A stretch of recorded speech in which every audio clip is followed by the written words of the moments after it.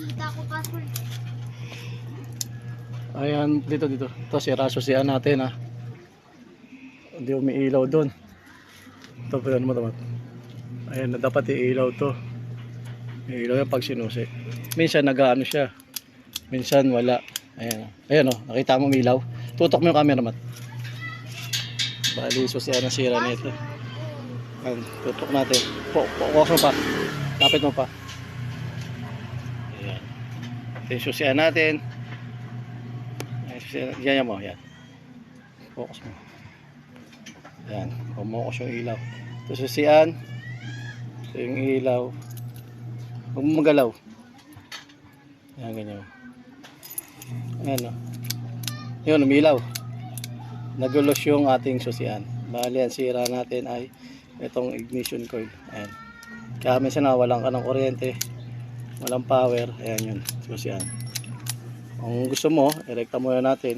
Habang wala ka pang siguradong hindi ka mamatayan sa daan. Ayan, hindi ka mamatayan. Ayan o. Ayan o, meron. Ayan, meron. Kasi nawawala siya. Ibig sabihin sira na to. Baga manipis na yung pinakababangga niya. Ayan, may ilaw.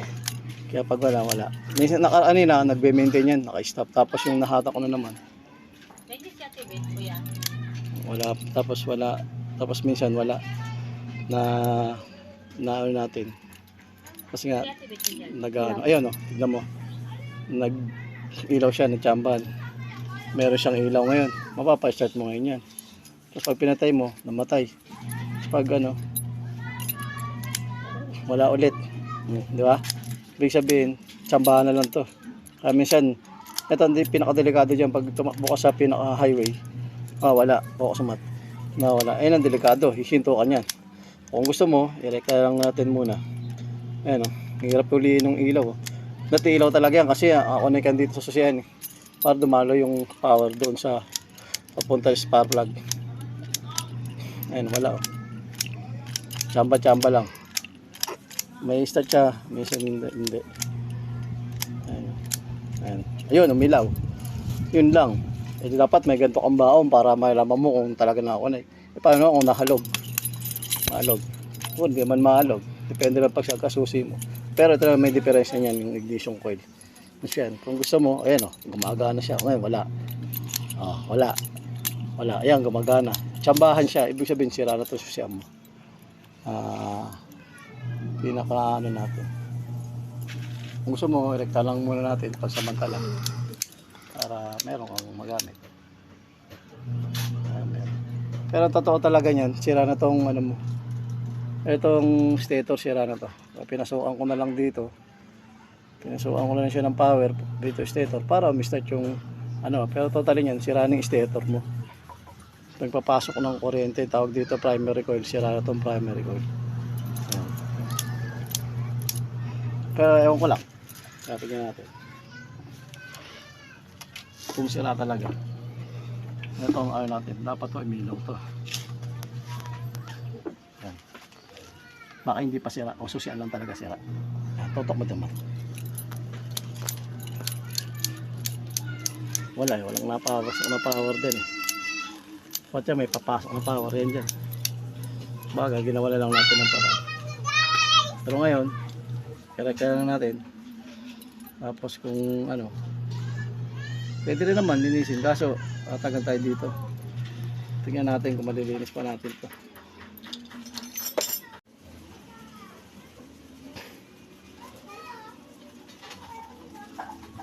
Okay na, nabidyo. Nakabidyo na yan. Ayan paps, kaya may kalawang. Gawa natin para malinis. Kung malilinis natin, ispira natin ng WP40 o yung panlinis dyan. Be, paabot nga ba yung COVID dyan, be? Panlinis dyan. Yung pangalang spray, dyan sa gilid. Ayan, ispira natin makalawang. Kung magawan pa ng paraan, edi okay pa. Pero ito, sira na yung stator mo. Dito lang tayo nag-direct para sa battery pumasok yung power. Pero sira na yun. Magawa natin ng paraan para ma-start.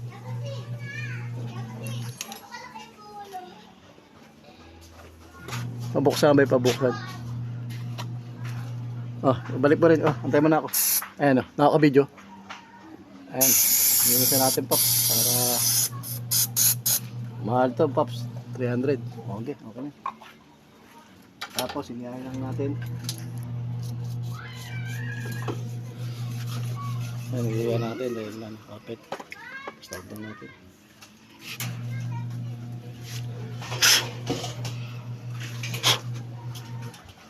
Tapos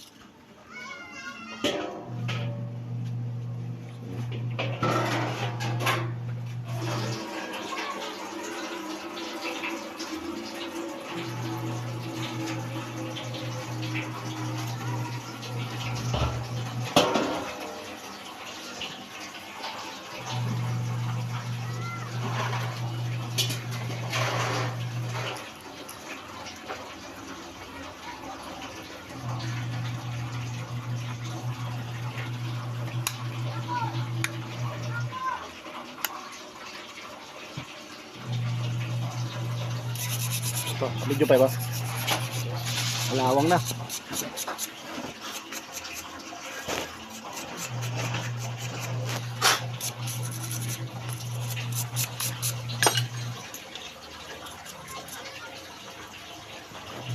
Ah.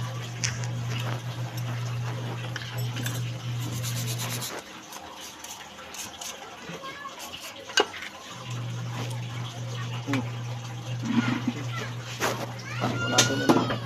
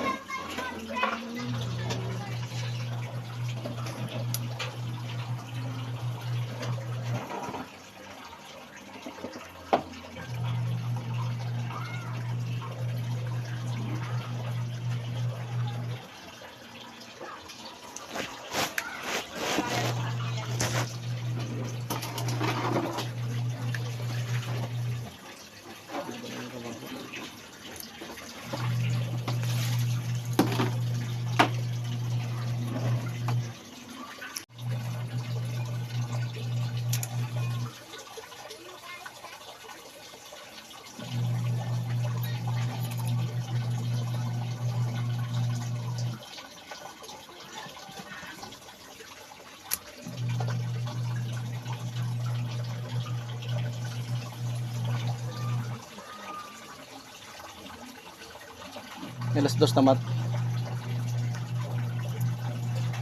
Alas 2? 2. 3. Ay, 1. 1:38.